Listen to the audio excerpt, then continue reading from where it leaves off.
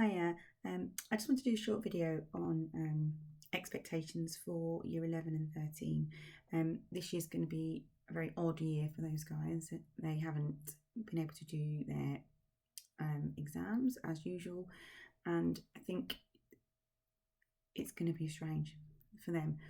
And if you are a year 11 student or a year 13 student that thought they were going to do their exams in May, June time, then you must be feeling so mixed. Your feelings must be very, very mixed. I know quite a few students were happy about it, but then I think the realisation hadn't really hit them at that point. So I'm just going to give you a bit of guidance really about what I think is the best sort of move for you. And it's like, what do you do now? Because that's going to really make a difference, more so than if you had a bit of paper that said your exam results. So I don't think, even though you'll be given predicted grades, hopefully they'll be very, very accurate and be happy with those. I think your employer or your college or university will be more impressed with what you've done since, it like takes a good month or so to kind of work out what you're going to do, but fill your time positively, and I think that will make a big difference to your mental state, but also your application to wherever you're going next. First things first though, I know I've got a group of year 11s and I don't think they really know what to do, but what I would suggest is following everything that your teacher is telling you to do, because those are the guys that will be doing your predicted grades. If you're showing them that you're working hard, and that if they ask you for some evidence of coursework or papers to just do at home, follow the instructions and please as much as you can your teachers. It sounds, but this is a time to be kind of a little bit selfish with it. Make sure you are showing your best, and I don't mean cheating at all. I just mean if they're sending you something to do, then you should really do it and follow kind of instructions. And like I said, because I think they're the ones that are going to give you your predicted grades, and if you can show your best there, then they'll be happy to. And if you're a boundary person, I mean, you might not be, but if you're kind of in between, if you've been getting 5s and then maybe 6s and then 5 6s, and your teacher's sitting there, which one should I give them? If you're giving them evidence that you're on the upper end of that, then they'll be more happy to give you that. But if you're not responding, if you're just deciding, oh, I don't need to worry about that now, they're more likely to give you the lower of the boundary. I mean, all teachers are different, and I don't know how everyone's going to work, but I think if you follow what your teachers ask you to do for the evidence side of it, whether that be coursework, like I said, or papers, then really that's what you should be doing to just get your grade as the best it could possibly be, because you haven't got a chance to show that off in an exam situation. You haven't got that time to revise and make sure you're really, really on it. So just do what you can to do that. After that though, I would say once you've kind of gone through all that and gone through doing coursework and papers that you need to do, if I were you, I'd look to your next year and just say, what do I need to do now? Where am I going? Am I doing A-level? Do I need to brush up on my GCSE skills in maths or English? Do I need to brush up on that before moving into A-level? And I'd really suggest doing that, because you're going to have now months and months of not doing anything.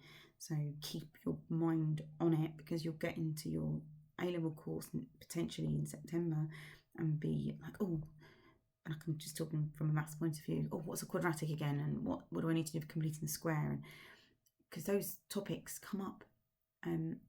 What I'm going to be doing for maths for A-level is I will be posting some videos on links between what you really need to keep going over in GCSE that feeds right into A-level, and obviously showing some really hard questions that are leading into your A-level. And hopefully that might help some of you, maybe finding, if you are a different if you are going in to do A-level English or sciences or anything, finding some YouTubers that will maybe will be doing that as well, because the best thing to do is get some advice. Keep going. Maybe talk to your teachers at school and just sort of say, what can I do? What can I do? I'm coming to I'm staying at sixth form. I'm doing biology. Tell me what I can do, or find the textbooks that you're going to be working towards, and maybe do the first couple of chapters of that, because that will help. And you've got months more than others have. It's probably what people should be doing in their summers, if I'm honest, but I know people don't, and they let their mind go a little bit wayward. But you've actually got more time than anyone else, so I really would suggest that. Look forward to your education next year, whatever it is, if it's an A-level BTEC or if you're going into uni, look at your course that you're going to be doing at university, speaking to your, when you get contacts, obviously, speaking to those that you're going to be there with, building relationships early would be, might help you a little bit. And on top of that, getting some volunteer work maybe in, if you can. I know we're in a little bit of a difficult situation at the moment. We're all locked down. We can't volunteer when there's nowhere to go. But volunteer when you can. Go out, volunteer, help somebody. Because if you write your letter of application to a job even, or a college or a university, doing those things really, really help and make them think, oh, this person's not just sat around and wasted away months watching Netflix and playing on their Xbox. They've actually got out there and done, even if it's an hour a week or something like that, volunteer work, or maybe written some poetry if you're in English, especially if you're into English, or looked into some historical things that you might enjoy looking at, helping your parents, even your family out, teaching. Lots of students obviously are being homeschooled at the moment, or certainly doing work at home. Why not think, I can help my parents with my younger siblings, maybe fill in the gaps, be the PE teacher, be the one that come and help with the maths. Parents are really stressed at the moment with trying to do their jobs online at home, and also try and keep your family going really with work, and trying to, even if it's just play, trying to keep them occupied so they can do their job the best they can. So maybe help that out, and that goes down really well if you can write down that you put in lots of effort and helped out, cooked dinner, maybe cleared up, did the hoovering. It's all steps that make you that's maybe shoulder above somebody else, maybe that might be going for that university place, or a job, even if you're going straight into an apprenticeship. Those traits really are important. I think a lot more important than grades in a lot of ways. It just shows that you're a good person, and you're willing to help and pull together in a really quite bad situation. So yeah, that's my kind of advice. So really the main things is in year 11 or year 13, if your teacher asks you for evidence to support your grade, do it to the best of your ability. Finish your coursework to the highest standard as you possibly can. Don't annoy them by being late. Just give it in, so they can mark it, and you might be able to get some results from them, or certainly some feedback. If you are doing A-level or BTECs or apprenticeships or going into uni, look at what you're going to be doing next year.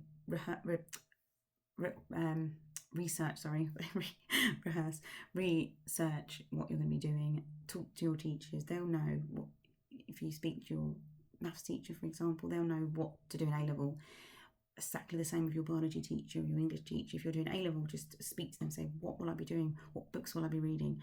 Have you got the textbooks that I can look through and just have a look to see the sort of things I can look at? That's really, really important. And again, obviously, the third thing is to just help people. Like I said, volunteer, show willing that you're here to help parents, siblings, or your community. So that's it. That's all I wanted to say, really. And if you are looking to do A-level next year, I'll be posting some videos shortly on bridging gaps between GCSE and A-level. Somebody asked me to do that, and I will be doing that when I have some time. I'm just trying to get together at the moment, see what's the best angle to go to. But I will be over the next week or so putting on some videos about bridging those. So stay tuned and subscribe. Yeah, keep studying and keep being decent people, and good luck out there.